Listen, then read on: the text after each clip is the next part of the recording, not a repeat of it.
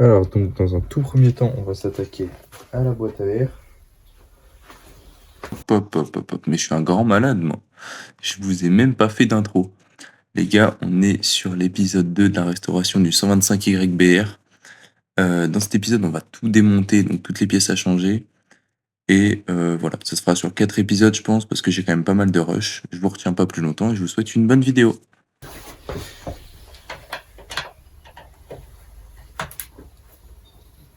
Je pense vraiment que le filtre n'a jamais été fait là-dessus.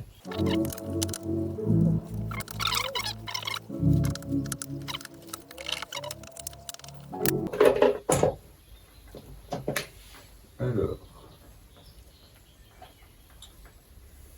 Ok, je m'attendais pas à ça. Je m'attendais à un filtre à air mousse. Enfin, là, ça fait vraiment filtre de voiture, quoi.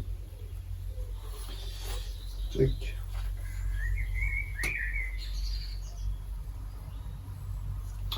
C'est un filtre à air papier et mousse.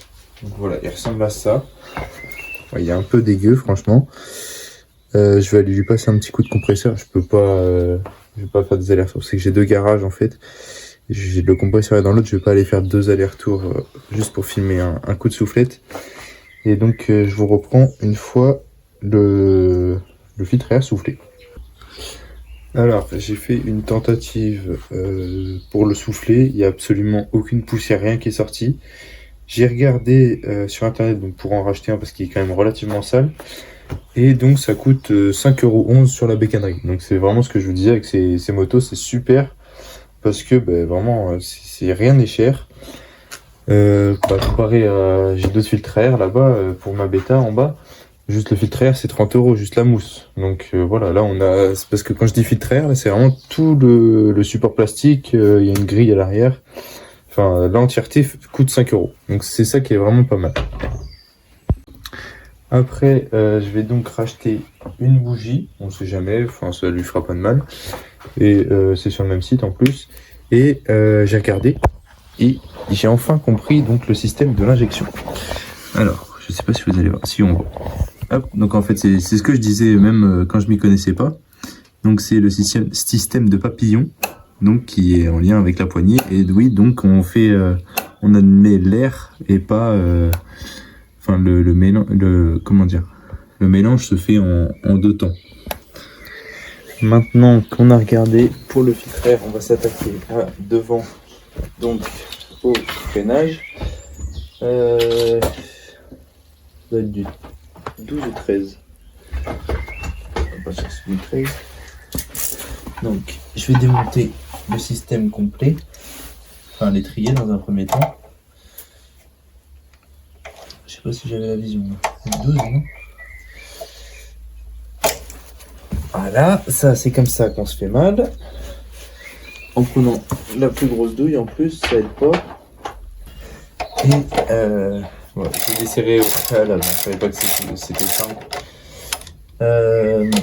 Donc pour vérifier l'état des plaquettes et essayer de faire une purge.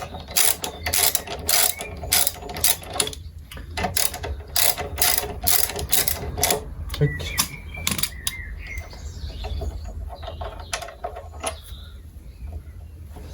Parce que ça c'est pareil, j'ai regardé, système complet c'est 50€.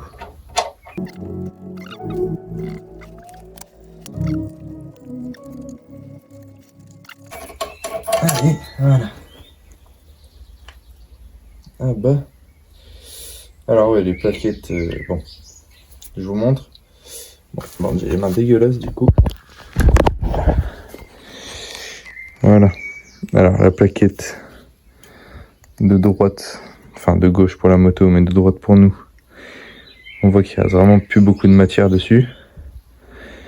Mais ouais, par contre, elles sont vraiment pas usées pareil.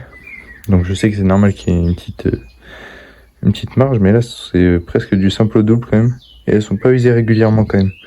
Parce qu'en bas il y a plus de matière qu'en haut. Donc le disque a peut-être un petit problème. Et sinon je vais regarder ça. Si les pistons reviennent bien, on va démonter les plaquettes. Et après on va s'attaquer à une purge. Alors maintenant que j'ai fait un petit peu de rangement, on va retirer les plaquettes, vérifier que les pistons reviennent bien. Donc normalement c'est assez simple.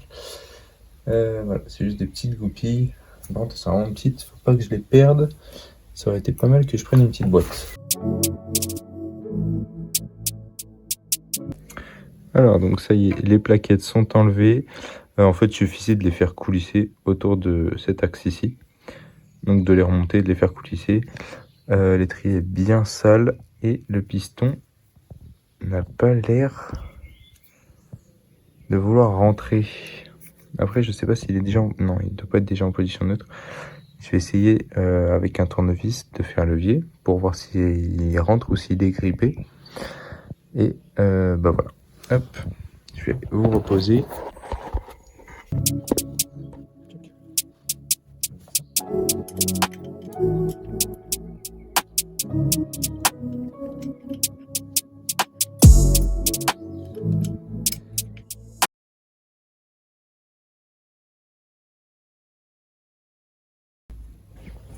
Alors donc, en attendant de recevoir les pièces, on va enlever le pot d'échappement pour lui refaire une beauté.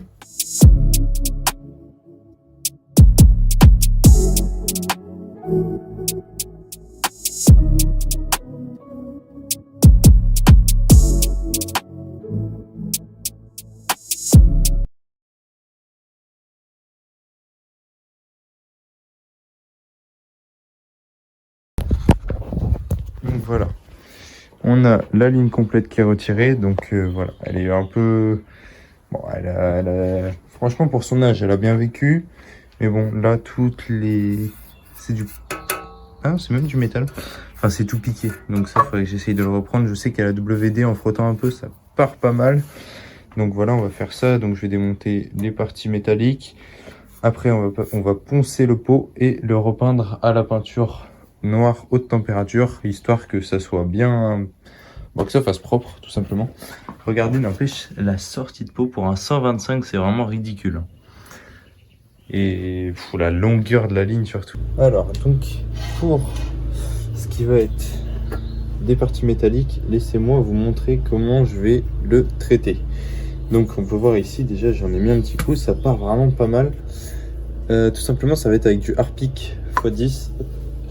Je l'ai juste ici. Et bon, c'est pas un placement de produit, hein, ça viendra peut-être à l'avenir, j'aimerais bien. Bon, pas spécialement Harpic, mais une marque en tout genre. Et donc, c'est un produit qui est hyper corrosif. Donc, par contre, après, une fois qu'on aura traité donc, le métal, il va falloir le vernir, pas que ça c'est de la rouille et pas que ça revienne, quoi. Parce que du coup, le métal est plus à nu, on va dire. Je sais pas si ici, il est... Je sais pas si dans le verre, il est très opérationnel parce que il est dilué, il me semble. Il traînait, c'était un reste. Parce que je m'en suis déjà servi justement pour mes autres pots d'échappement. Sur la bêta notamment, que vous avez pas encore vu sur la chaîne, je crois. Et donc voilà, on l'applique partout. On n'hésite pas, un petit coup de pinceau, surtout sur les zones vraiment bien rouillées.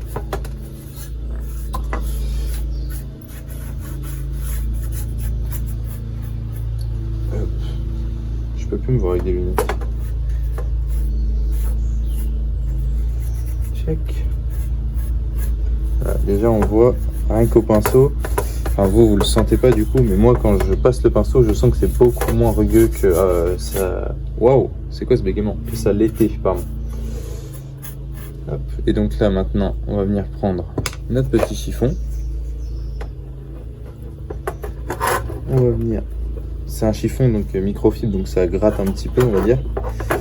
Hop. On va bien essuyer. Et je vais vous montrer comment ça revient.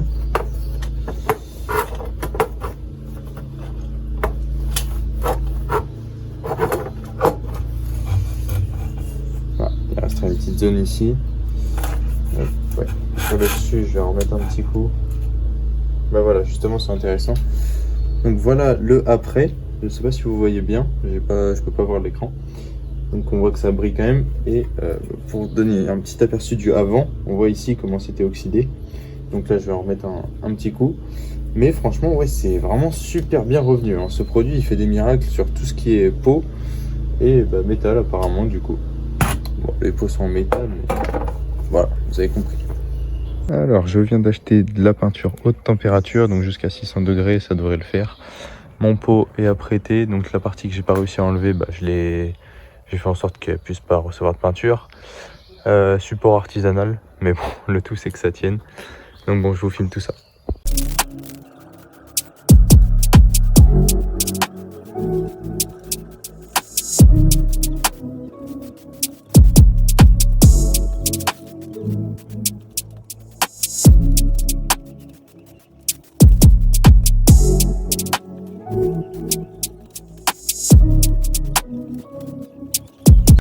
Donc voilà le résultat, donc c'est un beau noir mat, franchement ça rend plutôt bien. Donc là on est que à la première couche, je sais pas du tout si j'en mets deux. Je vais attendre de voir comment ça rend une fois sec, mais je pense que oui, une deuxième ça sera pas mal. Et j'ai peut-être essayé de rattraper là où j'ai pas assez poncé, on voit c'est granuleux. Donc voilà.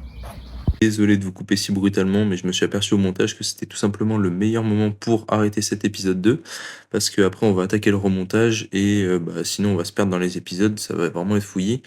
Donc bon, je vais vous remercier d'être resté jusqu'ici et je vous dis à une prochaine.